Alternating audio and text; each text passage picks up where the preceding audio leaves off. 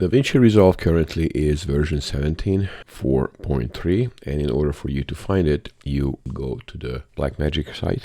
In the support link, you would see a number of choices on the left side, and that's where you would be able to download the Macintosh, Windows, or Linux version. There are two flavors. One is called the Studio. That is a priced product under $300, and the one that you can use without any fee would be called just DaVinci Resolve 17.4.3. When you open up the DaVinci Resolve, you notice that there will be at least one file. When you start, you probably will have this kind of a interface visual. In order for you to define what is going to be the frame rate, you can right-click in that untitled project icon and open up the settings, and you can set it up for 24, 25, any of those draw frames, and a variation of any of those four flavors, the 24, 25, 30, and 30 draw. This is also a place where you can define the timeline resolution in terms of raster size. So if you are ready, you can start your project with that, and opening would be starting generally with left double clicking on it. In the Resolve, you have to at the get-go, at the beginning, decide what is going to be the frame rate and aspect ratio. So if you left double click on it, the application starts up, and you will notice on the bottom there is a number of icons identifying the workspaces: the media, the cut, the edit, fusion, color, Fairlight, which is audio, and the delivery. You and I will deal with primarily today with the media and the edit. So the media is going to be determining where you're going to bring it in from and where you're going to bring it into. You can notice that there is a warning, it says no clips in the media pool, so you can add clips from media storage to get started. How would you go about that? Two different ways. One way is clearly just right click on it and import media, and the other option is the keyboard shortcut. So you find where your material is. Now I put together a story already to cut down on the time, but I just want to show you where you can find your footage and bring it in by selecting them, highlighting them, and opening. There's another way to bring it in, and I usually demonstrate that at this point. So if you know where your material is, let's say that you know where your material is. I happen to know that all those clips that I have worked with or have to work with are in that particular folder. Just click on it and dragging and putting them in, it will bring them in. The warning that came up identifies that the footage, the clips that I have chosen, those 5 clips, are different frame rate than the project. So you can decide to change it so it matches up the frame rate and aspect ratio of the footage, or you can say don't change it and say, hey, just bring them in. So now you have them all brought in. In this scenario, I have them all brought in, and clearly you have different ways of looking at it. You can bring them up to pictures, you can see them, and you can see that this is a concert, a performance, a song performance, where 5 cameras are recording the performance. So we are in a multi-camera environment. Now, if this drag and drop is working for you, the next step would be obviously synchronize them. So when you synchronize them, they will be useful. Because the time limitation, I have actually put together a story already. So if you don't want to open up the application and start from scratch, this is the way to go about it. I locate where the DRP is, the DaVinci Resolve project. I know it's in my webinars. And just simply left double clicking on it should open it up. It says, aha, I have a Resolve January webinar that was pre-cut just for this particular demonstration. So I am already in. I already have put together some timelines, and the timelines left double click are showing up. And it is giving you all the information. It tells you that this is a free webinar, 17.4.3. We are starting at 1 o'clock. Then it shows who I am, and it shows you the topics that we will be covering. Multicam setup, color grading with nodes, color grading a single angle, then copy it. Then we're going to talk about color grading with the qualifiers, talk about the power windows, and the MagicMask. So when you had the original clips brought in, which were 1 angle, 2 angles, 3 angles, 4 angles, 5 angles, you will have to somehow define that you're going to be synchronizing them based on the slate. the clapper. There we go, we have a sound, and that would be the way to synchronize it. That is known as the marking point. I had made those marking points earlier. So if I go back to the marking point, go back a couple of frames, that's where my marking points are. So I added to each of these angles the marking points. I also understand that this is a performance where the guy is lip syncing to it. So let me just demonstrate that. And you will hear a beep countdown just before the guy's music comes up. Stand by in the music. And action.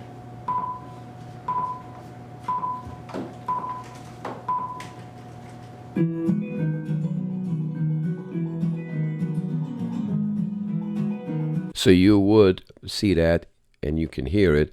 He's actually lip syncing or moving to the music that is played in the studio, which is a not good quality sound, but it is sufficient for him to hear it. And he does that in all angles. So there's no microphone. How does he have it recorded? Well, he's lip syncing to it. What is he lip syncing to? I have the audio file that is brought in, and in this case the audio file looks and sounds like this.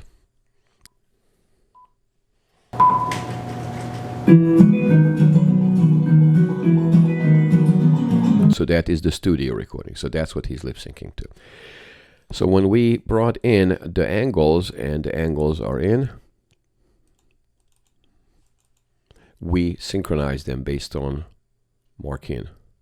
Highlight all 5 of these clips, and if you right click, the drop down choices are starting from the top. Create a new timeline, no.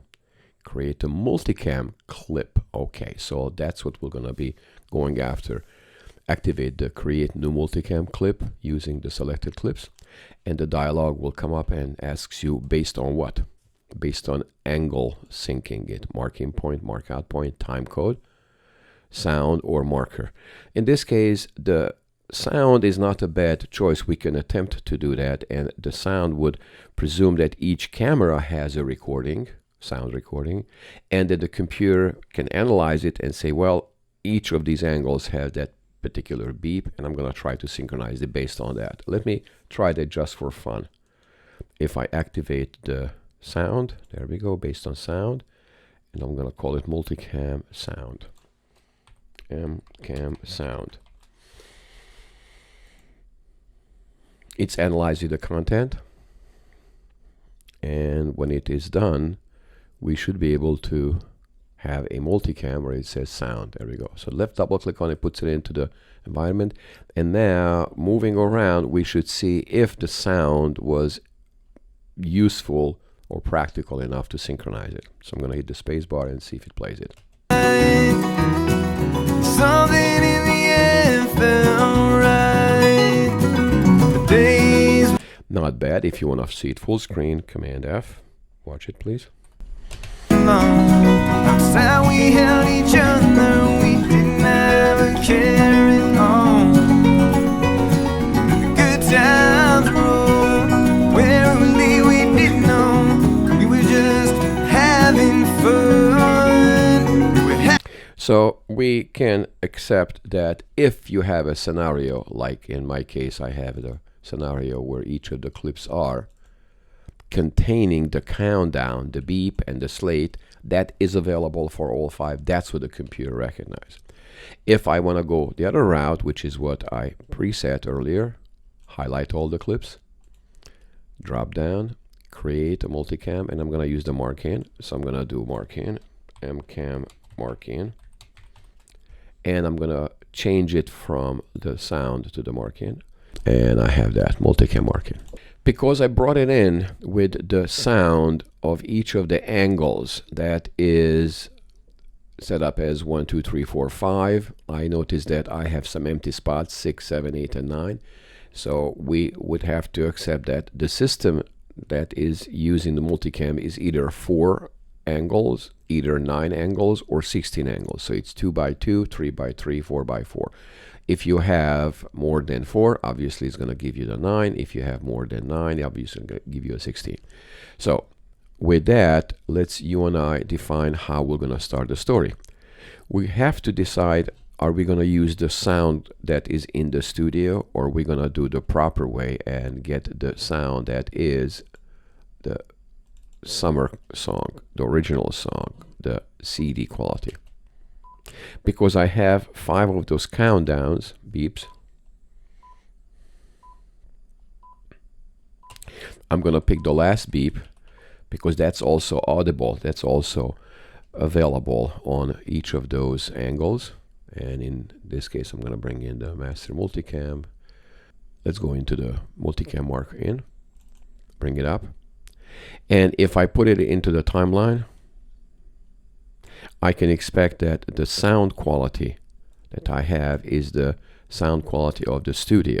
So if I want to see the waveforms, I actually make sure that on the upper left hand corner the icon shows me the waveforms, audio waveforms. There's different ways of doing that. I will just use the standard waveform, and that's sufficient for me. You can obviously manipulate that. The point is that I need to find where those countdowns are. When I say countdown, those beeps I'm referring to.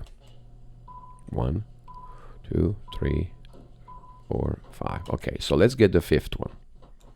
Zooming in, Command plus. So I will synchronize the music, that is the music in here. Okay, put the music in, mark in, I, and put it into the timeline by making sure that the video is not being affected. So how does that work? Lock the track, video, and brings it in as an override for the audio. So the audio that I have now under his singing is the actual recording, studio recording of it. So now let's put together the story. I have a need to play the left side 5 angles with the right side while it's playing it real time. And in order for me to make that work, bottom left hand corner of the source viewer, switch it to multicam. So now it's all connected. I don't want to have this material, the preparation, in the story. So if I zoom into the timeline, everything before the last beep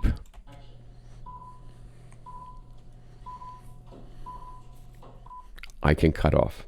Mark out, go to the first frame, mark in, and in the timeline extracting it. So now I have a story. And now when I look at what I have the story beginning.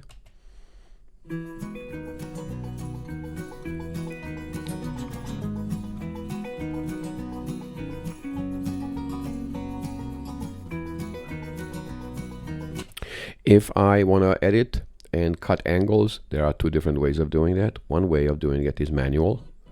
Park it in the location where I need to change the angle, click on the angle, and I switch the angle.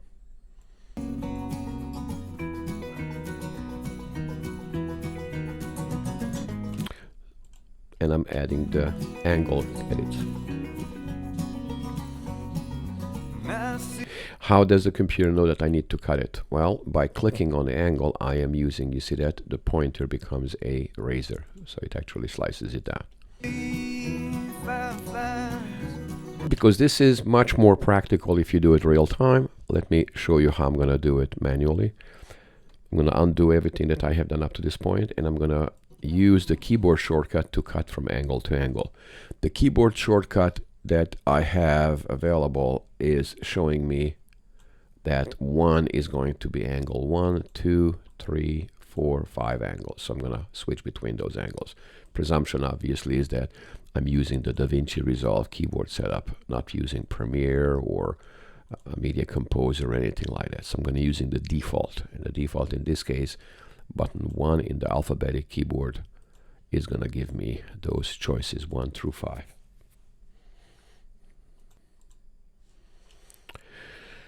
So now let's do the switching. Hit the space bar, and by hitting those 1, 2, 3, 4, 5, I'm switching the angles.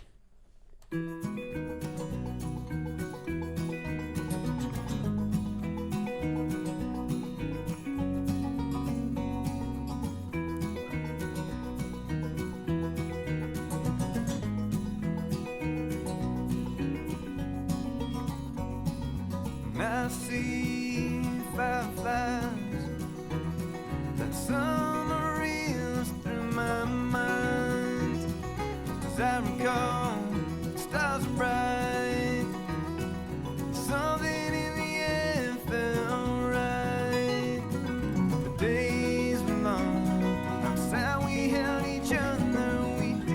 Well, I went a little bit wild, but you understand that I'm switching the angles. So these angles now are switched, and if I want to play them out on the record monitor, click on the record monitor, Command F, full screen.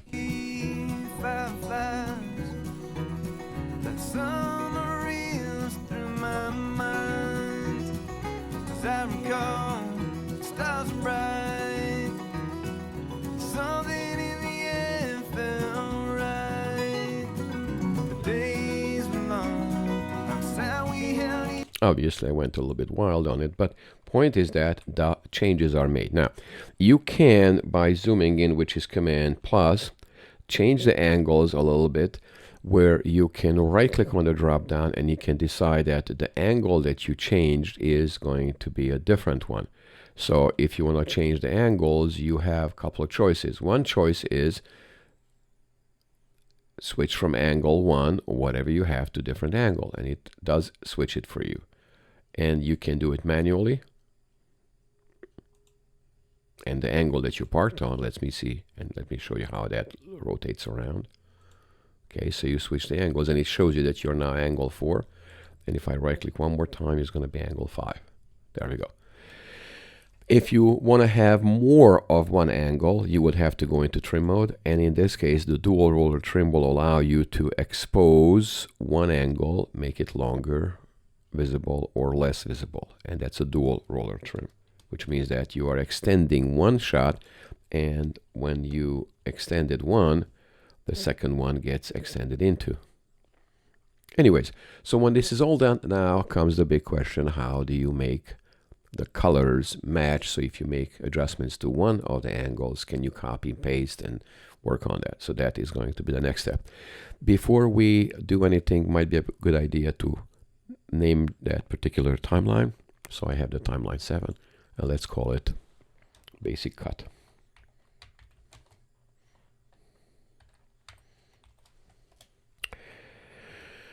Because I want to save this and I want to keep it for future reference, two choices. One, save the project, which saves it into database, and the export the project is going to be saving it someplace else physically where I can always find it. I can put it on my desktop just for fun. Let's say put it on desktop, and it says Resolve January webinar, and save it.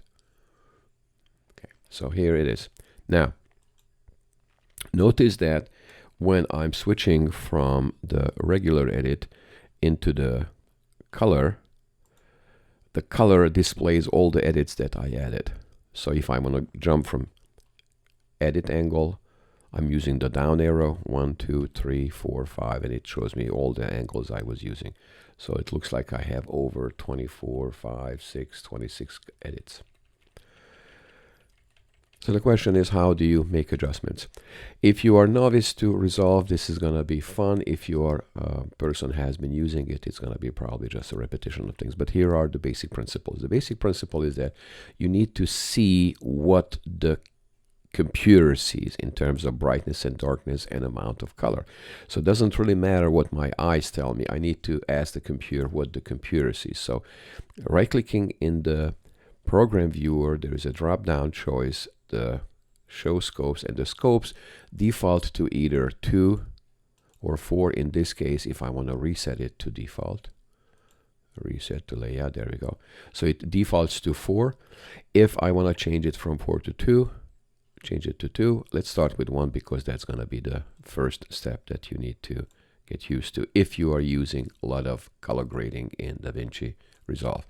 So the first question is, what is the tool that we're looking for? Definitely the brightness and darkness is the one, and that is using the waveform to analyze the amount of brightness and darkness. So I'm going to go and make sure that the brightness and the graticule, the lining, is set up. Because DaVinci Resolve works in a 10-bit environment, the spectrum of the dark and the bright is spread between 0 to 1024, 0 being a character. That's why it is stopping at 1024. And you notice that there's a lot of darkness here. So it means that most of the material is in a dark area. I'm parking on a clip and not much change. First of all, the angle is a lockdown angle. There's not much movement. The approach of adding nodes, I usually see people do everything on 1, and I also see on occasion individual nodes. I like the individual nodes, so if I have one node which is my starting point, that is the reference, that's your default. Option S, once, twice, adds additional nodes. The second node I will label balance, which is going to give me the balance of the brightness. And then I'm going to talk about the color on the next one. So I'm going to label it color. So how does the balance work? The balance is very easy to understand. The amount of brightness and darkness and anything in between, you define how much are you emphasizing or what are you emphasizing. So on the bottom left hand corner there is a circular icon with an A on it, and auto balance presumes that you will be pushing up whatever the headroom is, the brightness to the maximum. And in this case, if you don't see everything going up, you have to accept that these light areas under the curtain are also visible. So that's what the computer in the auto balance did. If that is not to your liking, the auto balance, you have your friend the curves, and the curves gives you a option of brightening up everything. The curves can brighten up the whole image. Generally, I see people use the S curve. That's one option. Another option would be just add the brightness and the contrast, and now you have something to work with. In order to compare it, original, adjust it. So if that's not much of a difference, maybe bring up the bottom, push up the brightness of it. You see that how the whole studio now looks different. Look at it.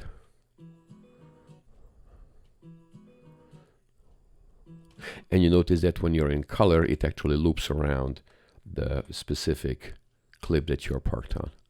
So if I want to brighten up this area, sure. Can I do it individually? Yeah. S, bring it up, bring up the brightness, bring up the brightness, maybe some contrast, and it's kind of whatever you want to come up with. I do not have much time to play with this because this is not a color class, this is a global class. So I'm going to redo, and whatever I had here, reset that one. I will make sure that I have no node on it, and as well as in the color drop down, reset that entire second one, so there's nothing on it. Now, if I want to have the entire show this bright, which I might, the scenario that I am now exposing you is maybe in the color I add some maybe color to it, like what? Make it cold blue, push some blue. Okay, so the curtains look more blue, or the curtains are brownish, or whatever I'm messing with. And you notice that even though I am dealing with color, the brightness is responding. Generally, when you deal with color, the brightness is not the main tool to work with. You would switch over from the waveform into the vector scope, which by definition is the amount of color. Let me reset that. I'm sorry. There we go. The amount of color and the density of that color. So if I want to have the blob showing me blue, I would have to be in the quadrant between 3 to 6. And there we go. So I can see that the blob is now showing me bluish colors. If I need to change it back to, let's say, reddish colors, I don't have to take the blue away. I see people just push the red a bit. Push the red, there we go. And I generally, because the blue with the red is more magentish, I take away the blue, and then I get the mixture of the yellow, which is the opposite of the blue. And now I have a nice warm studio. If this is the look that I'm going after, and you're happy with it, in order to copy to every other angle, a couple of choices. One choice is select a whole bunch of these clips. Well, they don't have to be the same angle, but they are in the same studio, so the logic would be that you will have the same color. And if you selected them by holding down Shift, and let's say in this case go all the way down to 15, you can copy the O1, apply the grade, and everybody else now becomes that nice little brownish look. So if I want to look at the whole story, look at the whole story full screen. Let me make sure that I have enough real estate.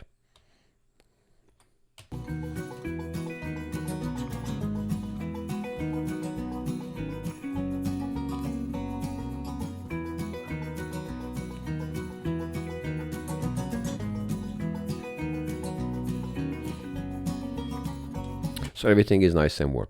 Now the producers above your pay grade might say, that's good, that's great. Can you make it colder? The entire show colder? Oh, sure.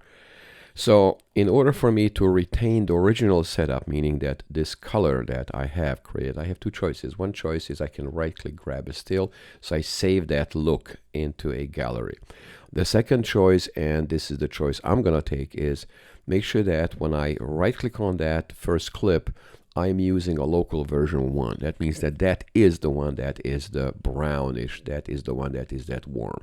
So if I want to have another one, local version, I'm going to create a new version, and that version is going to be version 2, and I'm going to call it cool, so it has that name. And when I look at right-click one more time, I can actually vacillate between the version 1. So if I point at 1, load it, that's going to be the reddish brownish. If I want to open up the version 2, cool, open it up. Yeah, but it doesn't give me any changes. Well, I never made the change, so now it will be the time to make the change. So go back into the color and take the blue opposite direction and take the red off. When you look at the scope, the vector scope, you will notice what happened to the blue. If the blue was down here, the red was up there. Everything is around 10 o'clock. You know that the colors are red is around 11 o'clock, magenta is around 1 o'clock, 3 o'clock is blue, 5 o'clock is cyan, green is around 7 o'clock, and 9 o'clock is the yellow. The mixture of yellow and red gives you the brown, and it actually tells you so and shows you. So if I want to take the red off, the red opposite is cyan. That's fine, but it is making it green because you see that it didn't end up on the opposite side. It only goes about 90 degrees, not 180. So I need to make sure that the opposite of the yellow is going to be blue. There we go. So I'm directing it. Now I have everything bluish looking. Double check it. Cold show. It's a different look altogether. And just by using a couple of moves with the curves, you're able to accomplish that. The producer says, well, let's have the entire show that blue. Wait a minute. Did we? Yeah, we have it version 2, so we have version 1 still. Let's just double check that. Open up, load. Yeah, the version is still saved. And if you go into version 2, load the version 2. There we go, blue. Copy from whatever you had, in this case 1 to 2. 3, 4, 5, 6, and the rest of the clips, right click, apply the grade, and now the entire show is bluish. Cool, so now you have two different looks. This is how you copy and make adjustments to individual clips, and the scenario here presumes that these local versions are not visible. It's not something that you will see in the edit that it has setups. It doesn't show up as an effect in the edit window, in the edit workspace. It only shows up in the color. And you notice that in the color, if you look at the difference between the second and the first angle, on the first angle you can see a stack identifying that you have more than one setup. And if you double click on the name under the actually clip, you can actually see that it tells you version 2 is the one visible. Really cool way of kind of managing your colors and not going into crazy saying, oh, I'm going to have the blue and I'm going to save the graph still so I have a brown look and I have a blue look. With that, let's go and find out what are the selections where you can identify a person. So I'm going to go on a shot number 8, and you notice that the character it's a short clip. It's easy for me to work with. The short clip is going to require that I activate my friend, the power window. Now the power window is a environment where you select a shape, and in that shape you define what is that window going to be doing. So in this case I will actually define that he's going to be brighter on that particular halo. So make sure that he is only brighter. There we go. Or not. And it can be traced. And you notice that the system is very simple. If I need to move him, obviously there are a couple of ways of doing that. One of them is selecting it. Hello. Make sure that the shape is there. There we go. And in the tracking tool, I have the ability to track him. Let's find out how the tracking works. Yeah, it tracks it very well. So that is something that you had in earlier versions before 17. Now in 17, in the paid version, there is a new tool that I like to introduce to you. So whatever I had here, I'm going to actually delete that. So I'm going to reset that particular setup. There we go. I'm going to undo that whole thing, redo that whole color, reset that whole thing. And because this guy is still version blue, this is brown. How about if I right click on it and bring it in? Oh, okay, so I didn't copy it over. So why don't I delete? I delete the color whatever I had on that particular one. I messed it up. There we go. And these guys that I have, I can copy it over onto 8. Holding down shift, right click and apply the grade, and the grade is now applied. So now it is all blue. There we go. So everything is blue and blue. Now watch this next tool. This tool is only available in the paid version, the studio version, and it is called MagicMask. The MagicMask I'm going to put on a separate node because I don't want to have it mixed up with things. So at the end of the color, Alt S, MagicMask. Naming it is not a bad idea. MagicMask.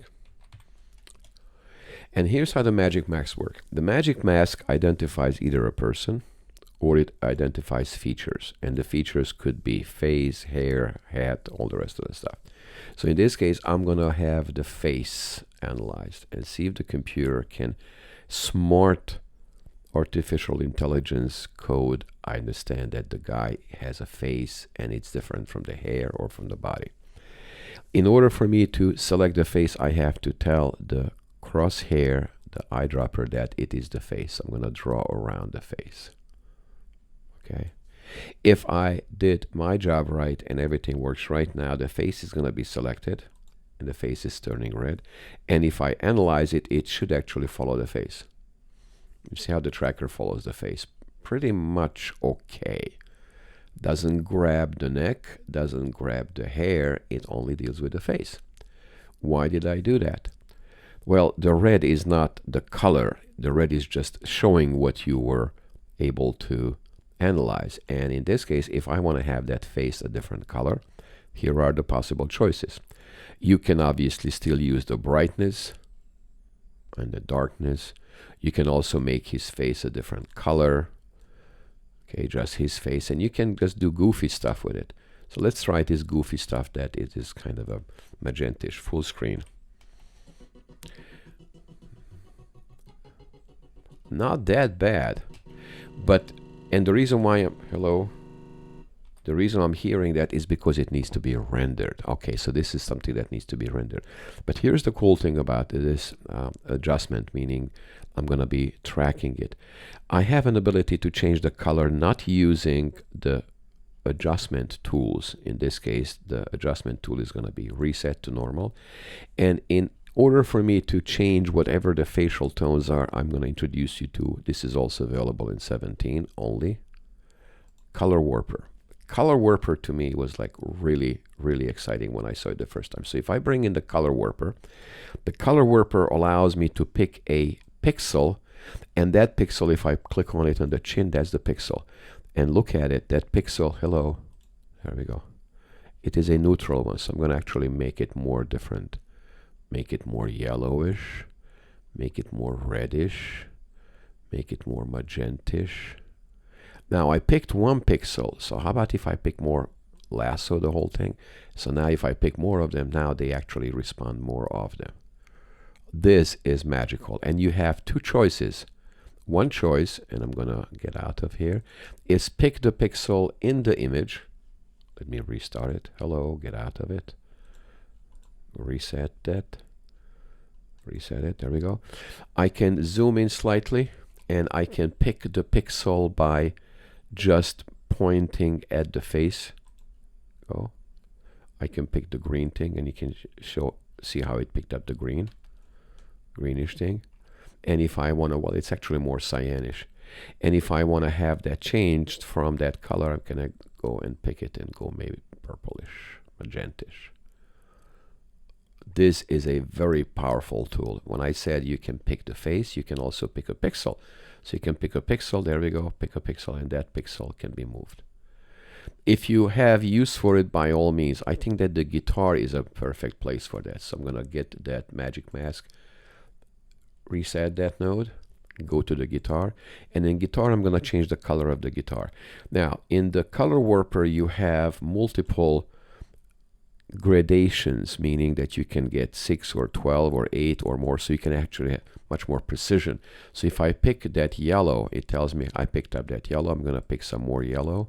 There we go. And I'm gonna make that yellow more red, so the guitar is gonna turn reddish. There we go. Or the guitar is gonna turn greenish, or the guitar is gonna turn bluish.